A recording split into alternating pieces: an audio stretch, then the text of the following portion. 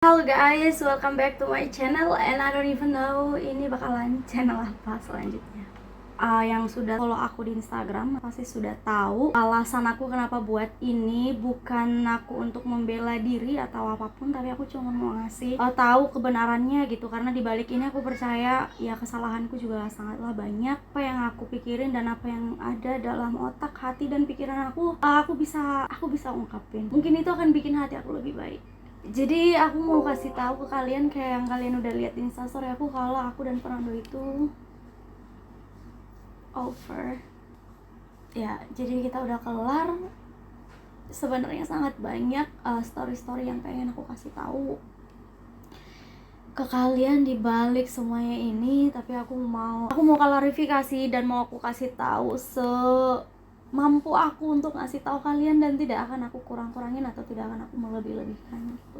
Sebelumnya aku berharap kalian tidak ada yang ngejudge, but even so aku nggak akan pernah peduli, karena aku akan save my heart first. Aku tahu siapa aku dan aku tahu bagian aku, dan aku tahu masih banyak orang yang nggak support aku di luar sana. Yang pertama, aku cuma mau bilang, Fernando itu datang ke aku jujur waktu aku masih dalam rasa trauma dengan masa lalu aku, dimana aku belum siap punya pacar gitu. Karena memang gak gampang jadi aku yang berjuang dari masa lalu aku.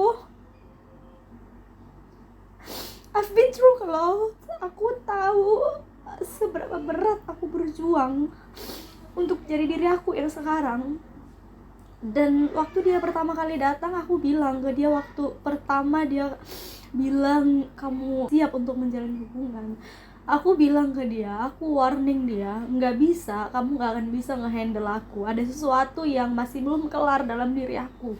Aku punya rasa trauma yang sangat tinggi di masa lalu aku, dan sakit hati bukan karena aku belum move on, tapi sakit hati karena masih membekas gitu loh di dalam diri aku, karena terlalu sakit gitu loh. Even masa childish aku mungkin yang secara nggak sadar aku belum bisa lupain, dan ya masa-masa aku sama laki-laki yang sebelumnya gitu. Jadi aku udah ingatin dia, kamu mungkin nggak akan bisa, aku bilang gitu. Karena apa? Jujur teman-teman, aku nggak mau sakit hati. Aku anaknya keras, aku kasih tahu semua kekurangan aku. Jadi bukan berarti aku berlagak seperti aku wanita sempurna yang bisa dikagumin kayak cewek perfect gitu, yang bisa dikagumin laki-laki, dijatuh cintai sama laki. Enggak, aku selalu bilang there is something inside of me that not clear yet gitu loh. Aku tuh bukan orang yang baik gitu. Aku banyak hal yang aku sembuhin. Tapi apa yang si laki-laki ini kasih tahu ke aku, apa yang dia bilang? Dia bilang it's fine. Dia bahkan bilang, aduh aku bisa ngehandle, aku seorang polisi, dia pokoknya kasih banyak cara kalau dia bener-bener yakin. Dan aku sangat tanya, dan dia meyakini itu, kayak dia beri keyakinan ke aku kalau dia bisa gitu. Apakah aku langsung percaya sama dia? Enggak. Sampai dia akhirnya sampai dia pesan tiket, dia ngebuktiin kalau dia serius. Di situ aku kasih hati ke dia. Aku mencoba untuk kasih hati aku ke dia sepenuhnya.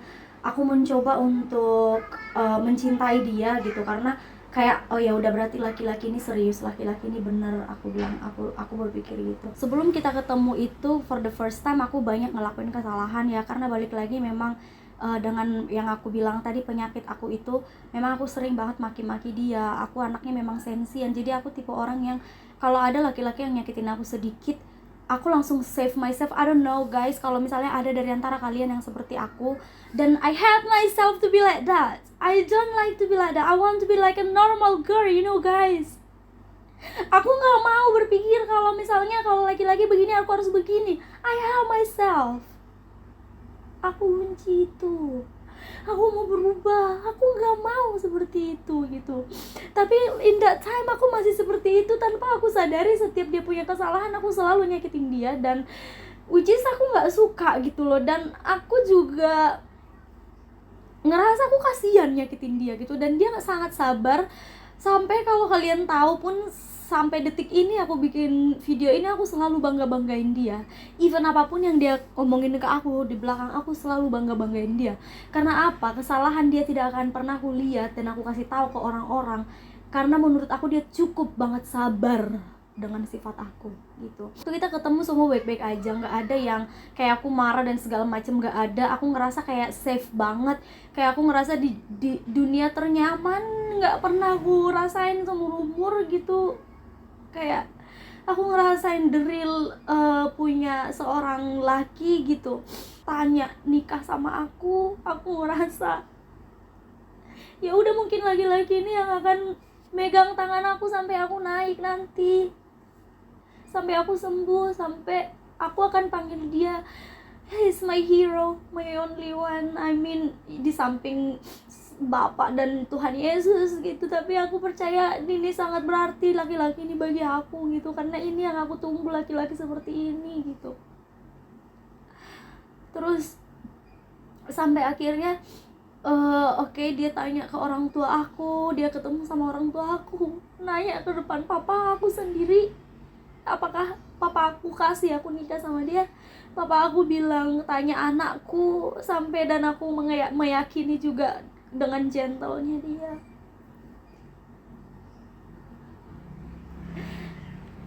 Sampai kita LDR lagi, kita nggak bisa ketemu karena corona. Teman-teman, banyak banget hal yang udah terjadi yang aku bilang selama corona ini ups and down, dan aku pun nggak kuat karena jujur aku nggak pernah yang namanya LDR seserius ini gitu. Kayak this is my first time benar-benar LDR dan mengetahui apa namanya cinta, jadi kayak benar-benar berat banget bagi aku. Jadi banyak hal yang sudah terjadi, kita berantem, jatuh lagi, berantem lagi gitu. Dan memang ya dengan sifat-sifat buruk aku, tapi aku berusaha bangkit, berusaha bilang ke diri aku sendiri, Tika, come on, kasihan dia, come on, kasihan Tika, come on, change. Enggak sekali dua kali teman-teman, aku maki diri aku sendiri, aku hina diri aku sendiri, aku sakiti diri aku sendiri, enggak sekali dua kali, karena kayak aku ngerasa aku nggak pantas gitu. Sampai di satu titik kita pernah 1 tahun kita berantem gede-gedean, dia nangis, aku nangis juga. Terus dia bilang, kamu nggak pernah berubah. Jujur aku memang sedih, kayak dia nggak ngelihat sedikit perubahan dari aku, kayak merasa aku nggak dihargai gitu. Tapi ya udah, aku waktu itu kayak ya sudah, memang aku yang salah gitu, jujur. Dan aku masih ingat pernah kita berantem malam-malam, aku nangis-nangisan sama dia. Terus aku nggak ngerasa di situ aku pengen berubah. Di situ aku masih ingat how I survive to change. Aku telepon yang namanya Kak Melisa, teman aku bilang, Kak di mana? Jam 2 pagi aku datang dari Jakarta Timur ke Jakarta Barat naik Grab. Aku jabanin aku datang ke rumah kakak itu, biar apa, aku nggak ngulangin kesalahan, biar aku nggak ngelakuin hal bodoh dan nggak nyakitin dia. Jadi aku selalu berpikir, gimana caranya aku bisa berubah, Tika, gimana caranya biar kamu gak nyakitin laki-laki, dia sayang sama kamu, dan I do love him so much. Oke. Memang ada pernah satu kesalahan terbesar aku pernah pakai satu aplikasi. Jujur banget, itu satu kesalahan yang sangat gede. Tapi jujur dalam diri aku juga, aku ngelakuin itu hanya untuk dapatin uang untuk siapa? Untuk bantu dia. Tapi memang itu dengan bodohnya aku ngeblind, aku buta dengan semuanya, dan aku ngelakuin kayak, tapi aku mencari uang gimana caranya untuk bantu pacarku, bantu pasanganku, untuk kita bisa ketemu, saling membantu, saling save uang. Karena aku percaya keuangan dia aku yang tahu gitu, dan aku nggak mau terlalu menyusahkan dia gitu. Dan dia pun di situ ngerasa ya udah, that's fine gitu, ya udah nggak apa-apa, aku cinta sama kamu, aku tahu kamu belajar demi waktu. Nah ini yang selalu aku nggak kayak kenapa gitu, kenapa. Coba kalau dari dulu dia tegas gitu loh, jangan merasa kalau semua itu baik-baik aja, nggak apa-apa kok, nggak apa-apa gitu kan. Kayak nggak apa-apa sayang, kamu akan berubah, aku tahu kamu masih muda, masih di umur kamu kayak gini, aku pernah muda kok, dia bilang, aku pernah muda, aku pernah ngelakuin kesalahan, jadi nggak apa-apa gitu. Jadi kayak, tapi bukan berarti aku bikin itu untuk jadi permainan gitu, enggak. Dari situ aku kayak ngerasa, oh ini laki-laki beneran ngejaga aku banget, jadi berarti aku harus ubah diri aku gitu. Terus masalah dia bilang aku selalu ngechat laki-laki lain, dan kayak bahkan kayak tahun kemarin gitu-gitu kan, dia kayak, kamu tuh nggak pernah berubah, kamu tuh akan selalu ngechat laki-laki lain. Dia kayak marah besar gitu. Bukan kemauan aku ngechatin mereka, aku adalah streamer, aku live streaming, aku butuh diamond. Buat apa? Bukan buat hura-hura. Aku jadiin mereka temen. karena aku berpikir ya mungkin aku bisa dapat diamond dan balik lagi bantu kamu, bantu dia, saving money buat kita ketemu. Karena apa? Aku nggak kuat LDR, aku nggak kuat jauh dari kamu gitu, nggak kuat jauh dari dia. Ya seiring dia nggak suka, memang aku benar-benar kurangin. Oke, nggak suka, oke, berkali-kali aku stop streaming ya karena dia, karena aku nggak mau bikin masalah gitu. Karena ya aku pilih dia dibandingin yang lain, maksudnya dibandingin Diamond gitu. Aku selalu berusaha untuk ngikutin ya apa maunya dia, tapi nggak bisa seinstan mungkin kayak gitu loh. Masuk ke pembuatan visa di bulan 2020 kan aku nggak tahu tuh, agak susah, kita cari lawyer dan segala macam. Nah di situ aku ngelihat jujur cara kerjanya dia itu, mungkin aku nggak bilang dia nggak mau ketemu, mungkin aja memang cara kerja dia itu yang agak slow gitu, anaknya lamban, dan aku bukan tipe orang yang kayak begitu gitu, tipenya yang lamban-lamban gitu. Dari situ aku berpikir kayak ini cowok kok kayak nggak mau ketemu aku. Jujur berkali-kali aku berpikir kalau cowok ini kayak nggak mau ketemu aku gitu. Proses ke Turki tahun ini, dibalik proses kita ke Portugal yang sangat panjang, aku udah pusing ceritain itu. Ini segimana aku cinta banget sama dia ya, aku cari banyak cara gimana caranya biar ketemu sama dia. Oke, aku cari jalan ini ABC, teman-temanku bilang ketemu di Turki aja, ketemu di ABC aja. Akhirnya aku ketemu di Turki. Gimana proses pernikahan di Turki, aku telepon semuanya, aku masuk ke grup ini itu, aku telepon even orang luar negeri yang sudah nikah di Turki. Saking aku pengen mau banget ketemu dia gitu, dengan budget yang sangat sederhana gitu-gitu, tinggal di tempat yang sederhana untuk ketemu dia. Akhirnya aku telepon si cowok ini, aku jelasin. Awalnya dia bilang kita coba ya, kalau nggak bisa ke Portugal, nggak bisa ke Indonesia, kita coba. Tapi pada hari hanya kayak dia kayak nggak nggak mau gitu loh, kayak setengah-setengah gitu. I feel that gitu, kayak dia komplain, ya udah lakuin aja, kamu dapat. Kayak aku bicara lagi masalah uang gitu loh, bahkan aku berpikir uang itu enggak lah, masih worth it banget gitu. Terus dia bilang nggak ada. Itu aku tertampar, kok begini buat ketemu aja kok nggak bisa, nggak ada uang gitu. Aku bilang kayak begini ke dia, coba pinjam uang family kamu, keluarga kamu, aku bilang, atau ya pinjam uang lah gitu. Kan dia bilang aku banyak banget bills, kata dia. Terus aku berpikir kalau kamu bisa pakai bisa ada bills yang lain, yuk kita bikin bills untuk kita ketemu. Maksud aku kan even kita minjem tapi kan worth it gitu. Aku nggak tahu ya bagi kalian tuh salah, tapi ya mungkin juga salah. Beberapa orang berpikir aku bantu bayar, nanti kita cicil bareng-bareng, aku bilang gitu. Yuk ketemu, aku bilang, karena cuman itu satu-satunya jalan. Dia nggak mau, pokoknya dia bilang aku nggak mau nanya ke orang tua aku tuh bisa. Jadi kayak, nah ini yang pernah aku bikin aku marah ke dia. Kamu nggak mau tanya ke orang tua kamu ngerasa kamu bisa sendiri, tapi dalam faktanya nggak bisa gitu. Aku udah coba bilang pinjam ke teman, pinjam ke ini, lama-lama ke orang tua, aku bilang, karena yang kita punya terdekat adalah orang tua, aku bilang gitu. Dan dia kayak, aku bisa bikin sendiri, tapi ya mana gitu kan. Sampai memang di situ aku berpikir, orang tua kamu kalau begini ya aku juga akan nge-treat mereka sama gitu. Memang aku sangat-sangatlah marah waktu itu. Kalau memang orang tua kamu nggak bisa bantu kita, ya udah, buat apa juga aku nanti kayak peduli sama mereka, kayak how much I care with them. Karena memang aku udah beli oleh-oleh buat orang tuanya, beli ke mamanya ini tuh tanpa disuruh gitu, aku beli ini itu gitu kan. Saking memang kayak aku proud to have orang tua yang kayak gitu kan. Terus next ketemu ke Indonesia, aku bilang Indonesia udah buka border nih, aku bilang gitu kan. Karena memang Indonesia pada saat itu udah buka border. Aku akhirnya kasih info juga gimana caranya pakai visa bisnis dan segala macamnya. Ternyata karantinanya lebih dari 5 hari gitu. Karantinanya 5 hari, terus libur dia cuma beberapa lama. Dia pernah bilang dulu kalau cuti nikah itu bisa. So aku bilang, kamu cobalah cari cuti nikah. Pertama dia bilang ya harus ada bukti konkretnya, surat nikahnya gitu untuk dibuktikan. Pertama dia bilang gitu. Nah tapi pada akhirnya dia bilang nggak bisa gitu loh, nggak bisa gitu. Cuman aku keep, ya udah mungkin nggak bisa kali di kepolisian mereka kayak begitu gitu. Dia pernah bilang, karena aku terlalu memaksa, gimana cara untuk ketemu, datang ke Indonesia, yaitu jalan salah satunya, aku bilang gitu, karena kamu gak mau ke Turki, aku bilang. Dia bilang situ yang benar-benar nyakitin aku. Ya udah kamu buat aja, kata dia gitu. Oh oke, aku buat ya. Nah terus gimana dengan biayanya ini? Ya kamu buat, kamu bayar sendiri kan, itu jalan kamu, kata dia gitu. Wah, di situ aku kayak gila. Habis di situ banyaklah udah memang perubahan, mulai dari open border tahun ini. Jujur memang dia agak berubah. Aku juga jadi bingung mau lakuin apa. Dan aku memang kalau untuk yang aku bilang maki-makian dan masalah kemarin-kemarin ngerendahin dia itu udah sangat berkurang.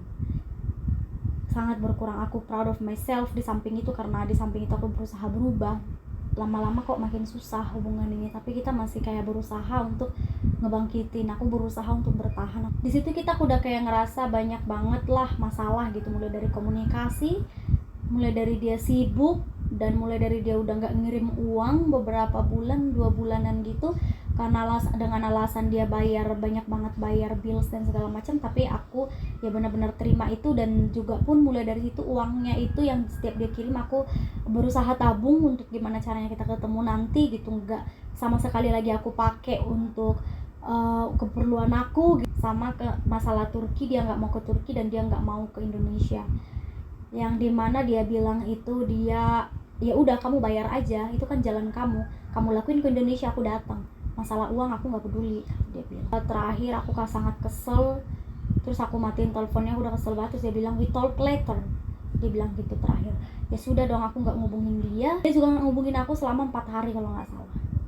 Itu aku sedih banget.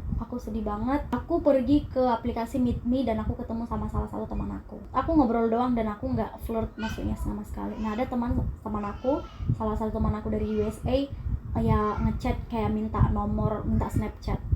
Terus aku memang tipe orang yang anaknya nggak enakan gitu loh, karena di samping itu teman aku gitu. Jadi aku ngerasa ya udah itu temanku, tapi aku juga nggak mau nyakitin Fernando gitu. Di balik itu aku mikirin Fernando gitu, karena dia udah bilang aku nggak suka ya kalau kamu kasih WhatsApp ke cowok lain gitu, nomor apa-apa gitu. Akhirnya karena aku nggak enak, aku bilang kirimlah nomor WhatsAppmu, aku bilang gitu ke cowok ini. Tapi memang itu cuman alibiku gimana caranya untuk menghindar nggak ngasih gitu. Dan aku benar-benar nggak baca chat dari si cowok itu setelah dia ngirim WhatsApp. Nah, ternyata Fernando buka Meet Me aku dan lihat setelah 4 hari kami nggak berhubungan itu sama Fernando. Aku telepon dia, aku perjelas dia mutusin aku di situ. Pokoknya dia mau broke up gitu, dan aku kaget loh, kenapa lah. Kayak aku ngerasa ya aku nggak salah, yang salah tuh kan kamu yang malah justru kayak waktu aku kasih jalan buat ketemu ke Indonesia, aku mati-matian cari jalan untuk kita ketemuan, kamu malah kayak kurang greget gitu. Kenapa aku yang diputusin, kenapa? Jadi waktu itu aku berpikir, tapi dia bilang bukan karena itu, pokoknya ngeblame aku. Dia ngerasa ya aku yang salah sepenuhnya. Udah lu tuh chatan sama cowok lain aja, gue nggak mau ya lu itu selalu ngelakuin hal yang sama. Nah, aku bilang, nah di situ tuh dia putusin aku, dia nggak mau balikan akhirnya, karena memang aku masih cinta sama dia, masih sayang sama dia. Aku keep relationship kami. Aku bilang jangan putus, aku bilang gitu. Iya, kamu kasih aja WhatsApp kamu. Dia bilang kayak si cowok ini. Aku langsung oh berarti gara-gara itu. Aku nggak kasih WhatsApp aku, dan memang jujur aku nggak kasih. Aku sampai screenshot kirim ke dia, ini buktinya aku belum baca. Aku nggak buka, kamu aja yang buka chatnya, aku bilang. Dan aku nggak ngechat dia karena aku tahu kamu nggak suka. Dia tetap kekeh nggak mau. Waktu itu aku nangis teman-teman. Aku kayak udah kayak cewek apa gitu. Terus sampai akhirnya ya kita balikan lagi. Aku kayak ngerasa jadi kayak cewek bodoh. Ya aku nyalahin diri aku sendiri di situ. Kayak aku ngerasa, aku berdoa sama Tuhan setiap malam. Aku tanya, Tuhan, ada apa yang udah aku perbuat? Maksudnya ini balasan apa? Sampai pada akhirnya tuh ya udah, aku berusaha berubah, berusaha mencoba untuk merubah diri. Sebelum aku ketemu dia, Tuhan, aku doa kan, aku bilang 6 bulan kami LDR, sebelum ketemu aku doa sama Tuhan. Aku tanya Tuhan, aku bilang sama Tuhan, kalau dia bukan jodoh aku, jangan jadikan dia datang ke Indonesia, jangan sampai Tuhan. Tapi kalau dia satu-satunya, Tuhan sampaikan dia sampai ke Indonesia dari di depan aku. Itu selama 6 bulan aku doa, dan Tuhan kasih datang. Jadi aku doain itu lagi ke Tuhan dalam waktu dia mutusin aku pertama kali itu. Aku berusaha berubah, dan jujur di situ aku kayak udah berubah drastis. Nggak pernah yang namanya, meskipun dia nggak nelfon aku nggak pernah kayak, justru kayak dia berubah. Biasanya dia telepon aku sebelum kerja, waktu break kerja. Tapi belakangan ini aku lihat waktu dia naik mobil, dia pasang musik gede-gede gitu, yang biasanya kita ngobrol, ngabisin waktu ngobrol. Terus habis itu nanti dia pulang-pulang ngobrol cuman berapa lama, dia bilang dia ngantuk, dia tidur terus bangun-bangun. Terus pokoknya alasannya kayak capek kerja gitu. Aku pernah berpikir kayak gini, waktu tidur dia kan lebih kayak bukannya tidur 4 jam 5 jam gitu, dia tuh kalau tidur ya 8 jam 9 jam. Seandainya pacarku mau ya bikin alarm 1 jam lebih awal untuk ngobrol sama aku gitu, karena aku kangen sama dia. Aku pengen ngabisin waktu lagi kayak dulu. Tapi aku bilang kalau memang nggak apa-apa, aku nggak bisa maksa dia. Dan aku selalu ya udah Tuhan, nggak apa-apa. Aku berusaha tegar, aku berusaha nggak maksa dia, nggak nanya dia. Kalau dia bilang dia capek, oke. Kalau dia bilang dia kerja, oke. Kalau dia bilang, padahal dulu tuh dia kalau misalnya sayang aku ngantuk, sayang aku nggak bisa tidur, aku bisa telepon, dia langsung telepon aku. Even dia kerja, dia telepon terus dia mute. Tapi kayak seringkali dia kehirauin lagi gitu. Aku ngerasa benar-benar perubahan itu banyak. So aku ngerasa, Tuhan, apakah dia ngobrol sama cewek lain gitu, kenapa ya gitu. Nah ini setelah dia putusin aku itu yang pertama, dia putusin lagi aku yang kedua dan ketiga. Ya lebih dari 3 kali lah dia akhirnya mutusin aku, kayak berulang-ulang. Dan aku udah ngerasa perubahan dan ngerasa kayak cewek bodoh gitu. Dan balik-balik lagi aku cari kesalahan aku lagi gitu. Dan yang dia buat alasan dia adalah masa lalu aku, masa lalu yang aku pernah bilang kalau aku ada trauma dan mungkin nyakitin kamu. Dan itu selalu dia bilang, selalu dia balas dendam ke aku. Selalu dia bilang, sekarang kamu rasain apa yang aku rasain kan, kata dia gitu. Tapi kan jujur aku gak mau kayak gitu lagi. Aku bukan maksud hati aku kayak gitu. Tapi dia berusaha biar aku ngerasain apa yang dia rasain dulu. Dengan semua perubahan yang udah aku buat, semua usaha kerasku, semua rasa kesakitan yang aku rasain dalam diri aku untuk berubah,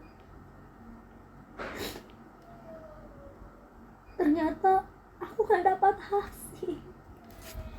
Aku malah dapat balasan. Malah orang yang aku cinta itu gimana caranya biar dia bisa balas dendam sama aku, biar dia bisa balas apa yang udah aku lakuin dulu ke dia gitu. Pada akhirnya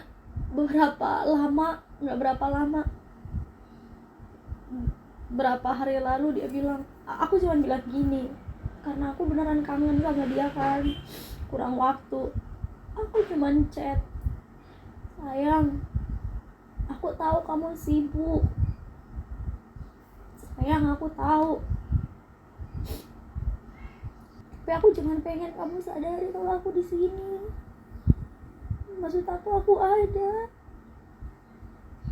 Aku cuma mau sampein aku kangen sama kamu. Aku pengen ngabisin waktu sama kamu. Dan aku pengen kamu lihat kalau aku tuh berusaha berubah buat kamu.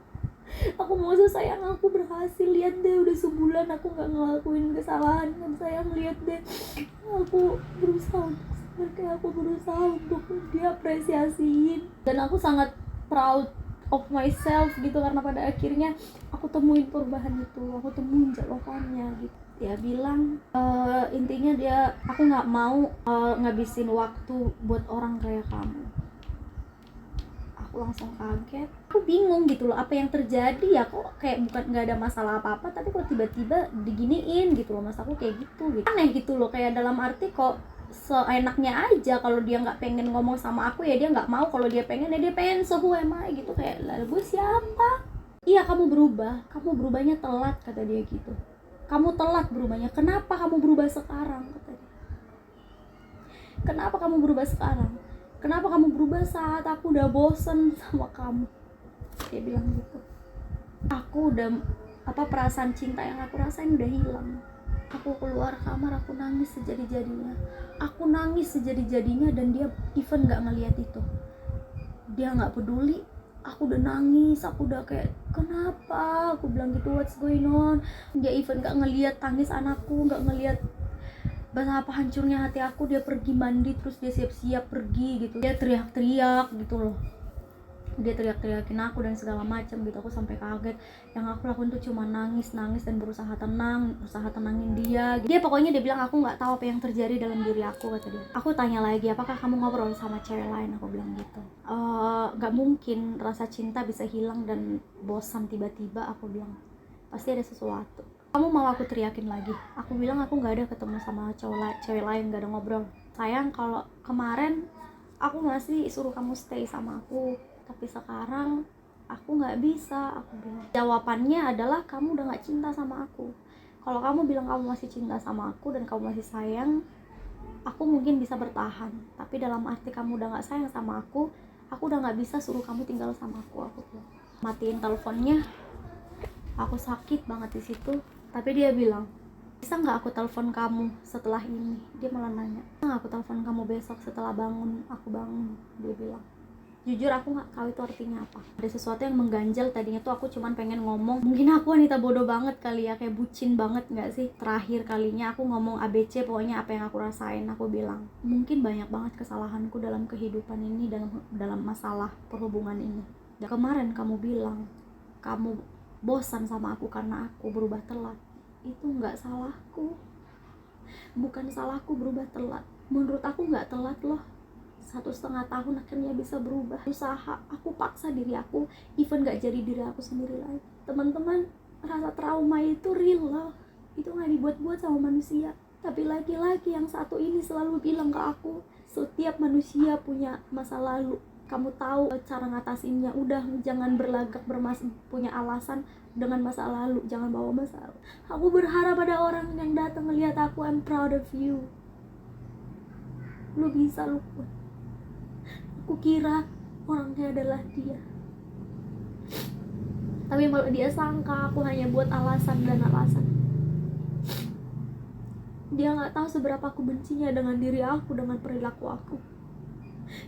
Dia gak tahu seberapa bencinya aku, kenapa aku diposisikan di masa lalu yang seperti itu. Tapi malam itu aku bilang, I'm proud of myself. Aku bangga dengan diri aku bangga dengan perubahan aku. Jadi bukan salahku kamu bosan sama aku karena aku berubah telat. Itu salahmu karena kamu gak bisa nepatin janji kamu dari awal kalau kamu akan pegang tangan aku ini, kalau kamu akan bersedia tetap di samping aku apapun yang terjadi sampai aku benar-benar sembuh dan aku benar-benar pulih dari semuanya. Dan aku bilang kamu adalah pejuang, kamu adalah penolongku.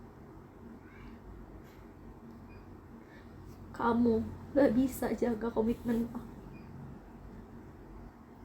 Kalau kamu bilang kamu hilang perasaan cinta kamu, bukan salahku.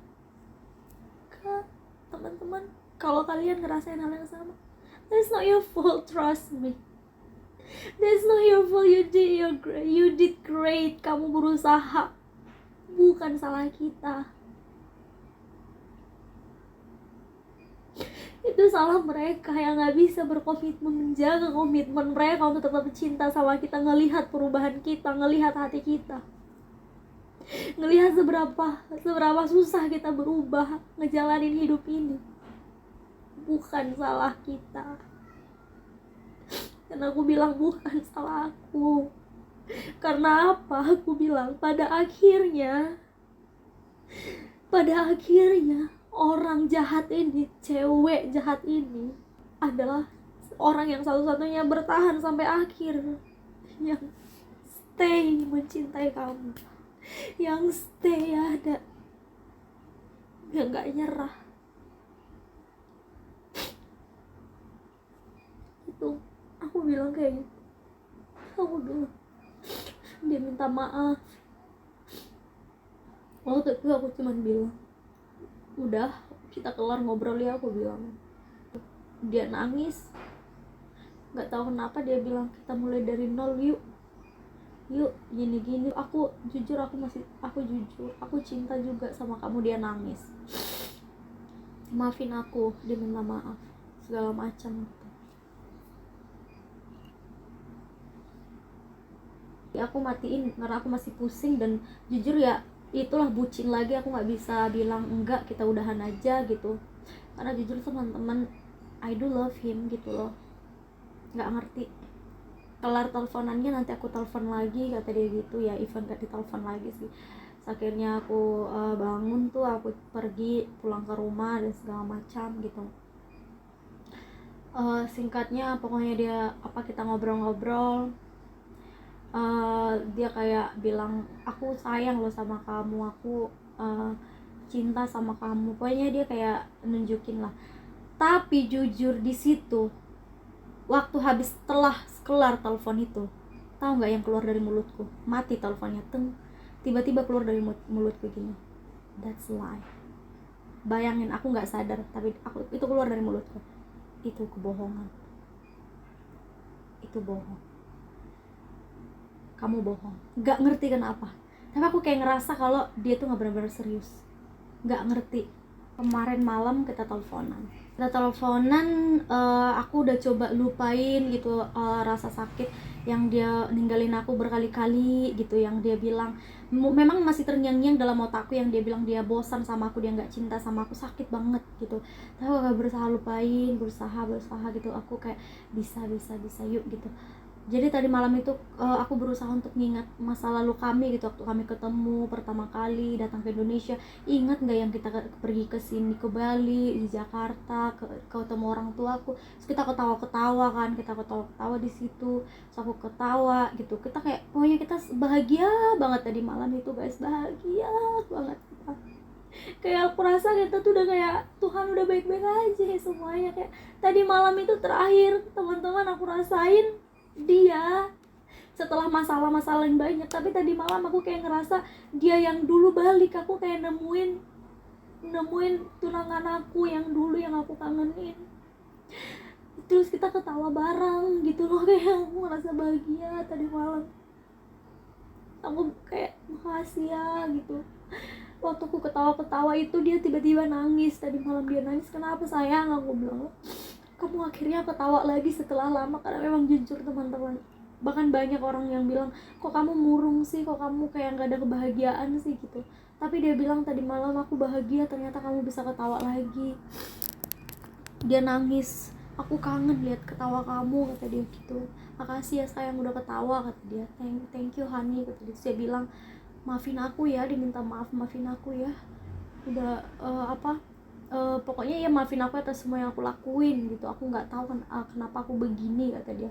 Maafin aku ya, aku akan coba lebih baik lagi, kata dia gitu. So aku bilang nggak apa-apa, aku bilang ya kita belajar bareng, aku bilang gitu. Nggak apa-apa kok, aku bilang gitu, jangan nangis ya, aku bilang.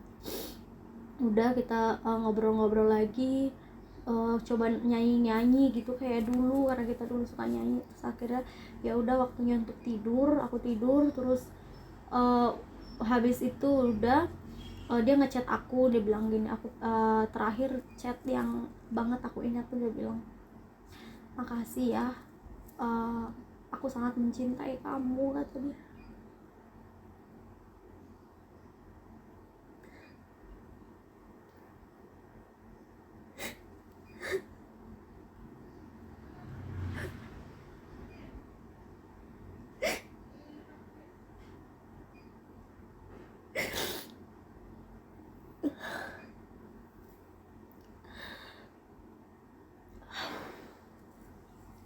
Dia bilang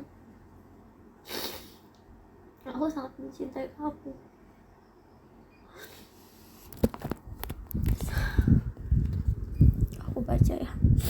Aku baca chat dia.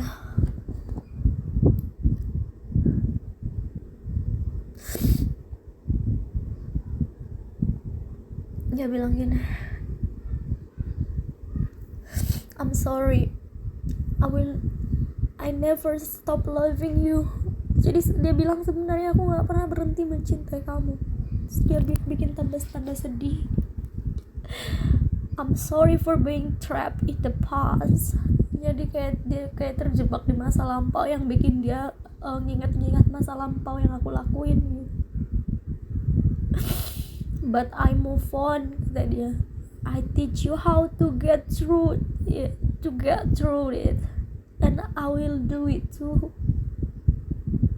Jadi aku ngajarin kamu untuk ngelewatin gimana semua yang kayak aku bisa gitu kan, yang aku bilang, yang aku ulangin, terus dia kayak berjuang, dia bilang kamu bisa gitu, dia selalu kasih masukan, terus dia bilang I will do it, aku akan lakuin itu, it's time to be happy again, kata dia.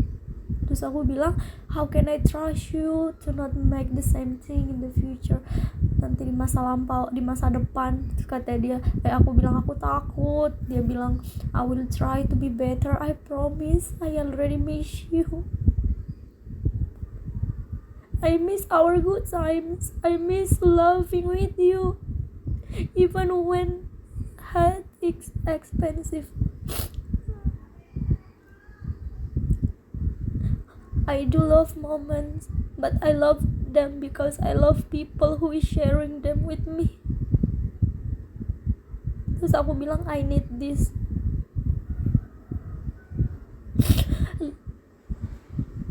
Love is for a person, not for the moment. Ya, aku bilang gitu, cintai orangnya bukan momennya, aku bilang. Terus dia bilang, of course. Terus aku bilang, and you say it, okay, ini udah beda lagi kan telepon. Terus dia bilang terakhir, I love the moments mainly because I love the person who I live those moments with me. Dia bilang gitu.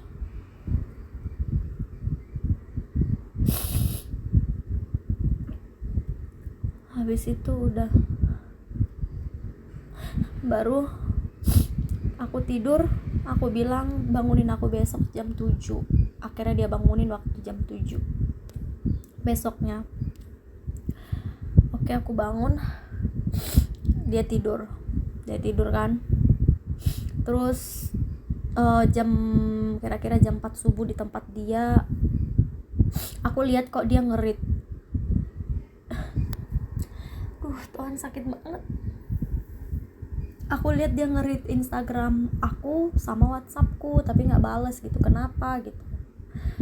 Terus di momen itu aku nge-join, aku mau nemuin Love Couple Travel itu kan udah hilang kan, yang punya kami berdua. Aku pengen nemuin lagi gitu, apa bisa ya aku temuin. Aku login dari Facebook gitu loh. Kebetulan Facebook yang aku pakai itu masih Facebook dia. Jadi aku belum logout Facebook dia. Nah, aku login Facebook, ternyata masuk ke Fernando Mendes, ternyata masuk ke dia gitu. Hah? Kok dia gitu kan, aku bingung. Itu kok terus ada tung gitu, langsung notifikasi datang. Oh, kok notifikasi? Tapi ada typing, terus kebuka gitu. Loh, berarti dia lagi typingan sama orang gitu kan. Lagi chat-chatan sama orang gitu. Terus aku tungguin kayak, loh kok aku akhirnya aku beraniin, aku klik DM-nya.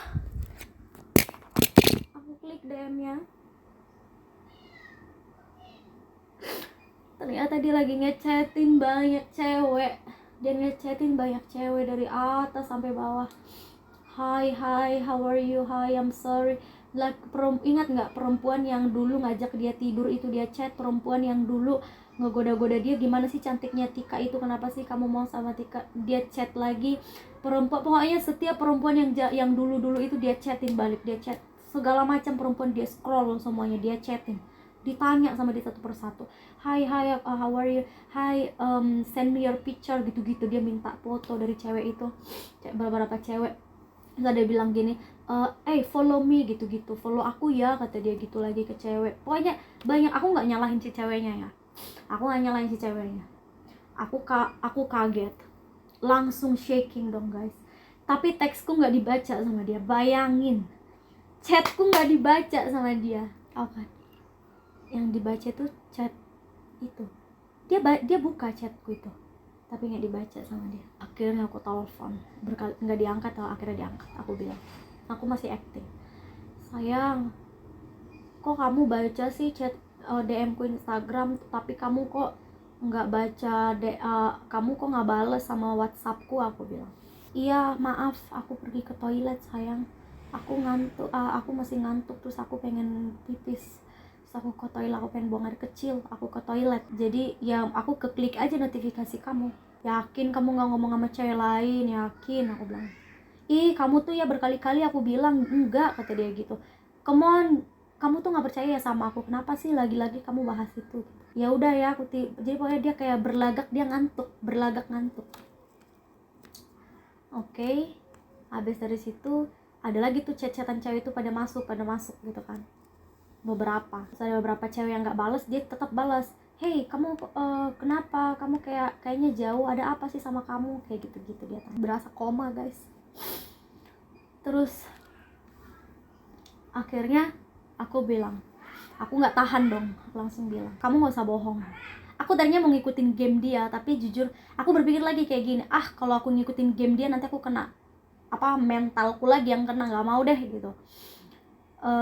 Aku bilang, itu lihat kamu bisa ya, kamu bohong. Aku bilang, kamu bisa, kamu bilang kamu ngantuk dan kamu kepencet chat aku sampai kebaca, kamu mau tidur sekarang, aku bilang. Tapi kamu bisa nge-scroll cewek-cewek dan balas satu persatu dari awal banget chat zaman jadul, kamu ungkap, kamu chatting ulang, aku bilang gitu. Terus ada yang sebagian dia bilang, iya sekarang aku yang manage Instagram ini, dulu Tika yang manage loh, sekarang aku yang manage me and Tika, terus titik-titik, berarti kan me and Tika broke up gitu lah maksud dia kan gitu, padahal kita nggak ada broke up apa-apa gitu. Terus kamu apa kabar, kamu follow back aku ya, umur kamu berapa gitu-gitu. Ada lagi yang lain, hey, kamu masih ingat aku nggak, kirim aku foto kamu dong gitu. Terus ada lagi gitulah, banyak dichatin sama dia. Aku kasih tahu dan dia tetap nggak ngaku. Kamu tuh ngomong apa sih, kata dia gitu. Dia tetap nggak ngaku. Akhirnya teman-teman, aku jujur, aku screenshot, aku kirim ke dia, lihat WhatsApp kamu, aku bilang. Dia lihat, dia diam, dia bingung kali dia mau bilang apa gitu. Dia diam. Tapi dia gini, di samping dia minta maaf, bukannya minta maaf, dia cari-cari alasan biar bikin aku yang salah gitu. Tapi dia diam sejenak, dia bingung. So aku bilang, aku bingung ya, aku bilang. Kamu bilang kamu ngantuk, kamu cuman kencing, tapi kamu bisa ngebalas satu persatu cewek nggak ngantuk. Aku bilang gini. Aku bilang, sih bilang apa? Kita ngobrol besok, ini jam 4, nggak waktunya ngobrol sama kamu. Makin kaget nggak teman-teman? Nggak waktunya ngobrol sama kamu, kata dia. Aku bilang, hah? Loh, aku bilang, nggak waktunya ngobrol sama aku. Terus kamu ada waktu ngobrol sama cewek-cewek itu? Aku bilang gitu. Ngobrol sama aku enggak? Aku bilang, ya udah besok kita ngobrol ya, besok aku telepon. Kamu gak usah telepon aku, jam berapa ini, kamu harus lihat ini jam berapa, kata dia. Nah ini laki-laki nggak berotak, jujur aku bilang laki-laki nggak berotak. Dia udah tahu dia salah, dia udah tahu dia salahnya apa. Dia bisa chat orang jam segitu, tapi dia bisa ngomong ke ceweknya sendiri yang dimana dia tangisin tadi malam dan minta maaf tadi malam. Dia bisa ngomong tiba-tiba begitu. Kamu apa, bunglon? Dia bilang, dia ketawa teman-teman. Singkatnya dia ketawa. Dia bilang gini, iya, sekarang kamu rasain kan apa yang aku rasain dulu, kata dia. Nah ini sebenarnya bukan kedok dia mau balas dendam. Gini, kalau orang kedoknya mau balas dendam, pasti dia akan balas dendam waktu aku masih megang Instagram dia dong, biar aku baca, ya kan, itu yang namanya balas dendam. Tapi ini memang dia dasarnya memang sudah dari hati pengen chat cewek lain, tapi karena ketahuan dia berpura-pura bikin alasan kalau dia itu balas dendam, seakan-akan kamu rasain kan apa yang aku rasain dulu kan, kata dia gitu. Nah ini yang aku rasain dulu biar kamu tahu, sekarang kamu rasain. Dia ketawa teman-teman, ke orang sakit dia ketawa, bener-bener dia ketawa. Kamu tahu kan, nah sekarang kamu rasain, katanya. Oh jadi kamu senang? Aku bilang, kamu senang? Yes, aku senang. Akhirnya setelah 1,5 tahun aku respect orang kayak kamu, akhirnya aku tahu, aku bisa buat kamu ngerasain hal yang sama, kata dia. Bayangin teman-teman, kalau ada laki-laki begini, jangan pernah teman-teman lagi. Aduh, aku kayak, tahu nggak, aku shock, aku bingung. Aku langsung bilang, kamu ingat nggak sih tadi malam kamu ngomong apa ke aku? Aku bilang, kamu ingat nggak sih tadi malam kamu nangis karena aku ketawa, karena kamu senang aku ketawa lagi? Kamu ingat nggak sih semalam kamu minta maaf sama aku karena kamu bilang terjebak di masa lampau? Terus tiba-tiba kamu bikin kayak begini di belakang aku gitu, karena ketahuan malah kamu bilang semua salah aku. Jadi kayak pokoknya itu karena aku gitu. Terus dia kayak, pokoknya dia bilang, ya udah, iya aku nggak ada waktunya ngobrol lagi sama kamu, makanya aku udah cukup capek dengan apa yang kamu lakuin di masa lalu dulu, katanya. Padahal dia bilangnya kemarin dia bilang malah minta maaf, dia bilang sayang aku bawa masa lalu kamu, aku nggak lihat perubahan kamu segala macam gitu. Sekarang malah kayak dia berkedok seakan-akan dia yang bener. Jadi kayak aku bingung gitu, kayak terus apa dong yang tadi malam, apa dong kebahagiaan tadi malam, apa dong kemarin yang dia minta maaf yang nangis, terus apa, kayak teman-teman ngerti nggak, kayak aku kayak bingung banget gitu. Tapi dari sini aku lihat itu semua kayak, kalau kata kakakku, karena aku sampai jujur ini baru pertama kali aku nangis asli depan kakakku, karena sebelumnya aku sembunyiin. Sampai kakakku bilang enggak, dia tuh sebenarnya nggak bawa-bawa masa lalumu itu karena dia udah terlanjur malu ketahuan gitu, kalau kata kakakku. Terus kata dia